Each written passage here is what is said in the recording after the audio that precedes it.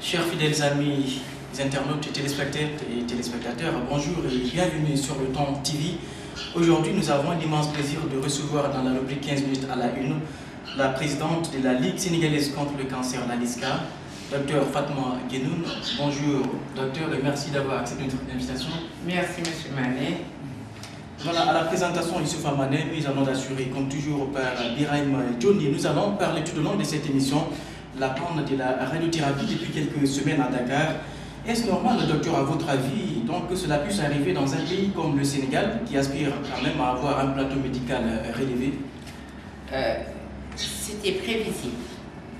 C'était prévisible, on ne dit pas anormal, mais c'était prévisible. Et je pense que les autorités de ce pays étaient il y avait des prévisions qui étaient en train d'être faites. Malheureusement, la machine est tombée en panne avant la date prévue. Je pense qu'ils savaient que cet appareil allait rendre l'âme et qu'ils avaient ils avaient commandé 2 appareils, 2 accélérateurs pour l'hôpital d'Al Diab. C'était ça leur prévision. 2 appareils pour Al Diab avant que l'appareil de Dantec rende l'âme. Et l'unité de radiothérapie de Al Diab devait ouvrir en décembre 2016. Mais il y a des problèmes, je pense, indépendants à la volonté, parce que les commandes étaient faites. C'était une banque soudanaise, les fonds devaient passer par une banque soudanaise. Malheureusement, cette banque, il y a l'embargo au Soudan. Donc, le financement n'a pas pu se faire à temps et cet appareil est tombé en panne avant que le relais soit pris par l'hôpital d'Al Diab. C'était l'état des choses. Maintenant, devant l'état des choses, qu'est-ce qu'il faut faire? C'est ce que la Ligue, parce que quand l'appareil est tombé en panne, avant même qu'il y ait des sorties médiatiques, la Ligue a interpellé le ministère de la Santé. Et c'est comme ça que nous avons commencé à avoir des réunions de travail. Et des mesures idoines ont été prises, c'est-à-dire l'évacuation des malades en attendant qu'il y ait un appareil au Sénégal. Aujourd'hui, qu'en est-il concernant justement l'évacuation des malades au Maroc? Les malades sont retenus par la réunion de concertation pluridisciplinaire qui se tient tous les mercredis à l'Institut du cancer. Tous les malades qui devront faire une radiothérapie seront évacués et entièrement pris en charge. Mais dans l'éducation, la santé, la moitié du budget sénégalais est consacrée dans ces 2 secteurs. Pourtant, les secteurs à problématique à chaque jour, chaque fois. Oui, mais c'est parce que je pense qu'il faut faire des projections dans le long terme et avec, je pense, le problème du Sénégal émergent, ils vont essayer de régler les problèmes. Parce qu'il faut être visionnaire pour qu'un pays puisse se développer. Et les 2 secteurs clés dont vous partez font partie des secteurs pour qu'un pays puisse se développer. Il faudrait que les citoyens soient éduqués, qu'on leur donne une éducation correcte, une bonne éducation, et qu'ils aient une bonne santé pour pouvoir travailler et gagner leur vie. Mais cette panne justement de la radiothérapie, est-ce là un échec patent des politiques publiques en matière de santé au Sénégal? Je ne peux pas dire un échec, est-ce à dire un échec? Ouais. Est-ce à dire un échec? Mais ces gens, ils se sont engagés. Ces gens, le pouvoir... L'État sénégalais s'est engagé parce que cette prise en charge, des gens qui n'ont pas les moyens sont entièrement pris en charge. Donc, pour pallier à toute éventualité.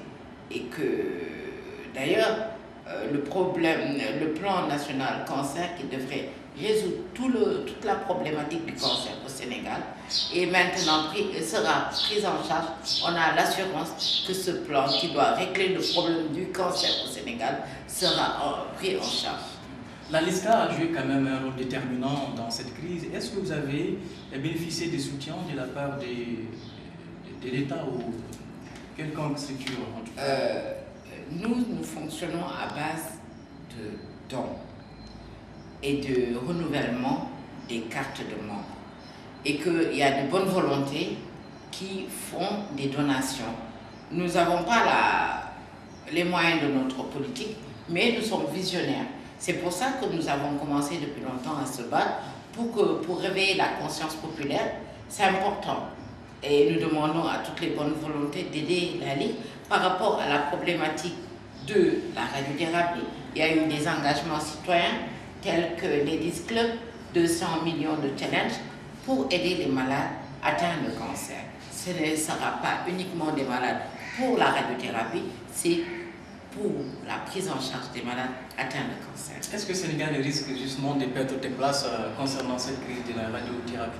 Quelle place? Place sur le plan mondial Je vous dis, aujourd'hui, on ne risque pas parce que la faculté de médecine du Sénégal forme des médecins, forme des médecins et même, je vous dis, les médecins qui doivent aller à l'agrégation viennent faire leur place au Sénégal.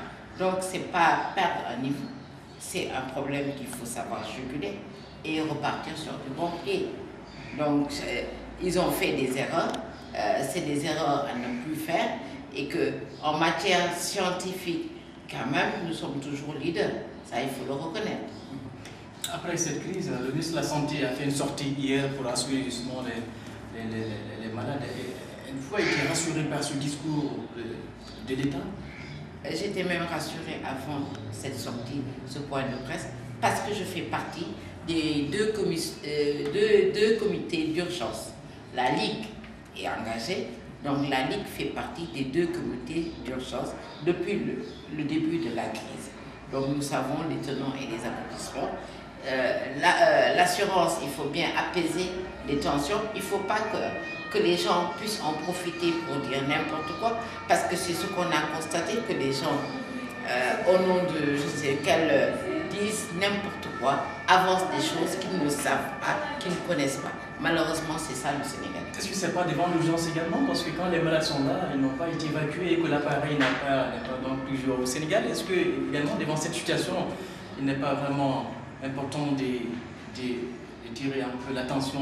Oui, il faut tirer sur la sonnette d'alarme, attirer l'attention, mais je vous dis, parce qu'il faut savoir aussi ce que c'est la radiothérapie et sa place dans le traitement du cancer. Elle a une place importante, mais il y a d'autres, la chimiothérapie, qui a sa place la plus importante. Donc, le malade du cancer est pris selon 3 étapes. Le traitement se fait selon 3 étapes. La chimiothérapie, le traitement, l'opération chirurgicale et enfin la radiothérapie. Donc, tous les malades sénégalais qui auront le cancer, qui ont commencé le traitement, seront pris en charge le temps que notre appareil vienne. Ça, je peux vous le rassurer parce que je suis dans ce comité-là. Le temps que notre appareil vient, ce sera dans 6 à 7 mois. Est-ce que ce n'est pas trop long, cette attente? Cette attente n'est pas trop longue parce qu'en fait, je vous dis que les malades, quand aujourd'hui, on vous fait un diagnostic le 7 février, vous n'allez pas avoir besoin de cet appareil, de ce traitement. On va vous faire le diagnostic. Si ça nécessite une chimiothérapie, vous allez faire la chimiothérapie d'abord, donc en 6 séances de 21 jours, séparées de 21 jours. Après, vous allez faire d'autres bilans avant de faire l'intervention chirurgicale. Après l'intervention chirurgicale, il faut attendre que la lésion se cicatrise pour faire la radiothérapie. Donc, un malade qui a un cancer aujourd'hui, diagnostiqué aujourd'hui, ne fera un traitement que d'ici 4 à 5 mois. Vous comprenez? C'est raisonnable. Et c'est raisonnable. Donc, c'est pour ça que quand il faut dire des choses, il faut aller s'informer. Il y a beaucoup de sorties.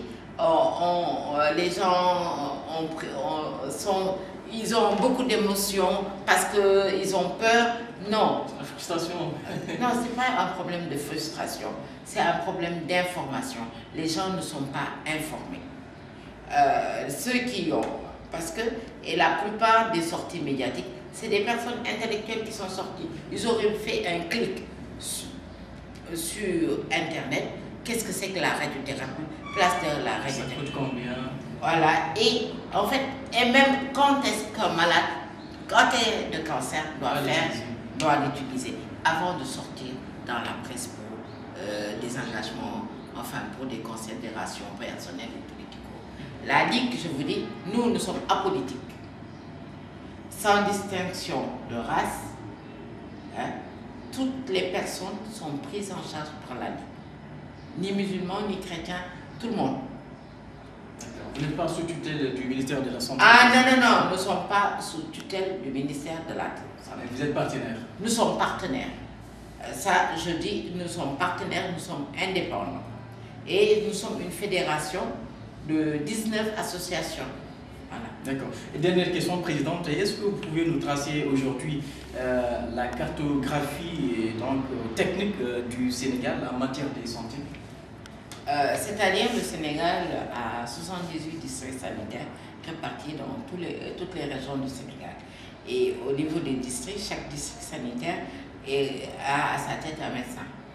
Et après, il y a les postes de santé, il y a les cases de santé, il y a le médecin chef de région. Donc tout ça, au niveau de chaque structure, de chaque département, il y a un médecin. D'accord, c'est un peu ça la cartographie. Oui, parce que en fait, c'est une pyramide. Il faut le ministère et les différents départements du ministère et les autres districts sanitaires jusqu'à la case de santé. D'accord. Ainsi prend cette émission. Le mot de la fin, ce serait quoi, Présidente? Moi, ce que je voudrais pour mes compatriotes, je lance un appel. C'est que je voudrais que le traitement du cancer soit gratuit dans le pays, et que tout malade atteint de cancer soit pris en charge gratuitement. C'est ce que je demande aux autorités. Espérons que cet appel soit bien entendu par les autorités étatiques. Merci en tout cas, Présidente. Vous êtes donc la présidente de la LISCA, Ligue sénégalaise contre le cancer. Et merci, Dr Fatouma Guenoun. Ça a été un excellent plaisir de recevoir sur ce plateau. C'est moi qui vous remercie. Merci pour la disponibilité. Merci également, chers téléspectateurs de Le Temps TV. C'était à la présentation de Youssoufa Mané. Merci à Birahim Johnny pour la caméra, en tout cas la mise en onde. On se retrouve la semaine prochaine avec notre invité pour un nouveau numéro. D'ici là, excellente suite de programme.